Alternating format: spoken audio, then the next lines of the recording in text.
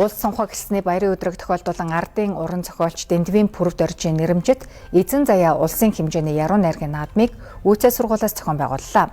13 дахь удаага болж байгаа тус наадамд аймаг нийслэлийн ерөнхий боловсролын сургуулийн сурагчид их найрагчийн уран бүтээлээс сонгон уншдаг байна. Сурагчдын яруу найраг шимтэн сонирхох, уран унших авьяас чадварыг хөгжүүлэх зорилготой эзэн заяа яруу найргийн наадам бага, дунд, ахлах гэсэн 3 насны ангиллаар 2 үе шаттайгаар явагдлаа.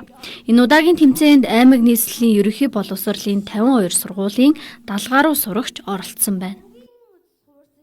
Яагаад Дэндвийн Пүрэв Дорж гэж энэ эрхэм найрагчийг одоо Монгол яруу найргийн дархан цэц гэж хэлээд байгаа юм бэ гэхээр тэр сэгсгаан богд, тэр хөхтайланбан тэрлэг, тэр хар цас одоо чандмалсан алдарт 3 найраглал, тэгээ Чингис тусгаар тогтнол гэдэг энэ алдарт шүлгүүдийнх нь үүг бүрээс Монгол найргийн тэр дархан цэц гэдэг нь мэдрэгддэг. Үүг бүрээс нь Монгол үгийн одоо тэр эрдний тансаг, үгийн эд шид, үгийн одоо тэр гайхамшигт одоо юу гэдгийг Монгол үгийн одоо ариван алтан баялаг сан мэдрэгдэж яадаг. Тэгээ үүгээрээ бол одоо үнэхээр үн цэнтэй. Тэгээд улам их хүрээг нь тэлж байгаа учраас олон хүүхдүүдийн одоо энэ сэтгэл оюунд бол Монгол найргийн дархан цэц, Монгол үгийн энэ гайхамшиг, Монголын одоо юу гэдгийг яруу сайхны тэр одоо их том айс ав ингэж хүүхэд бүрийн сэтгэлд одоо орж ирж байгаагаар бол их үн цэнтэй, их сайхан наадам болж байна. Пүрэв Дорж байгаа энэ яруу найргийг хүүхдүүд уншиж цээжлэнэ гэдэг бол нэгдүгээрт одоо оюун ухаан, эрдэм мэдлэгээ тэлж өргөжүүлэх. Ер нь шүлэг уран бүтээл яруу найргийг бүхэл бүтэн найрглалыг ингээд цээжлэнэ гэдэг бол тэр хүнд бол насны ном, цээжинд баримт класстай бүхэл бүтэн номтой болж гин гэсэн үг. Энэ бол цаашдаа олон юмд хэрэг болно. Багш болоход одоо цээжээрээ судлаач болоход, илтгэгч болоход цээжнээсээ гаргаж ирж жишээг нь өгүүлэхэд сайхан байдаг шүү дээ. Пүрэв Дорж байгаа энэ яруу найраг дотроос хүн болгоны мэдэхгүй онцлог жинхэнэ монгол хэлний тэр сор болсон, сууд болсон үгнүүд бол гарч ирдэг. Тэнгэрийн хяаз шиг цагаан сээлэнд тэмээ автгай туйлан байдаг.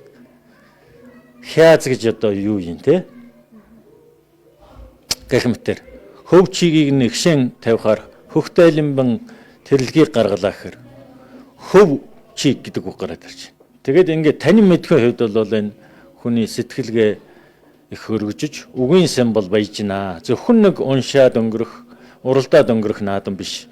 Энэ бол их хэлнийхээ яруу сайхан тэр үгийн далай вэйн сан руу энэ яруу найрагчийн бүтээлээр дамжиж нэвтэрч Монгол хүүхэд бол сэтгэлгээ тэлж үгийн сан нь бол баяжж байгаа. Үүгээр бол одоо үнэлж баршгүй ачаал бүгдэлтэй гэж бодож байна. Эзэн заяа наадам нь жил ирэх тусам улсын хэмжээний наадам болж хүрээгээ тэлсээр байна.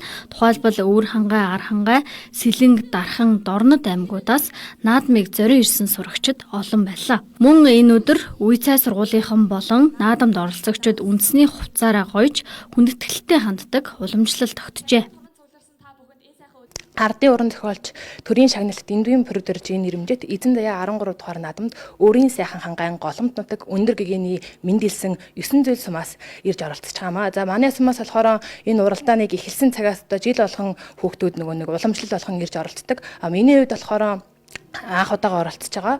За одоо энэ жил гэхэд манай сумаас 6 хүүхэд ирж оролцсон байгаа. Англи болохонд 2 хүүхэд гэсэн үг.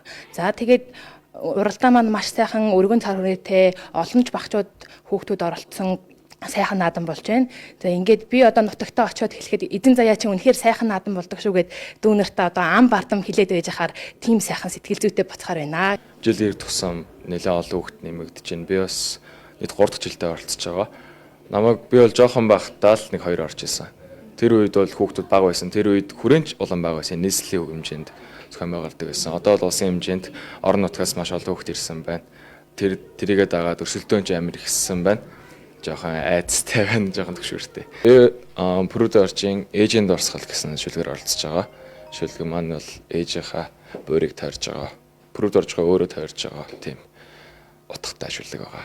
Тэмцээнд оролцож байгаа сурагчид өөрсдийгөө сорхоос гадна Хөдөлмөрийн Баатар ардын уран зохиолч Дэндвийн Пүрэв доржийн уран бүтээлээр дамжуулан хэл соёл түүх уламжлалаа эрхэмлдэг хүн болон төлөвшөж байгаад тэмцээний ач холбогдол оршиж байна.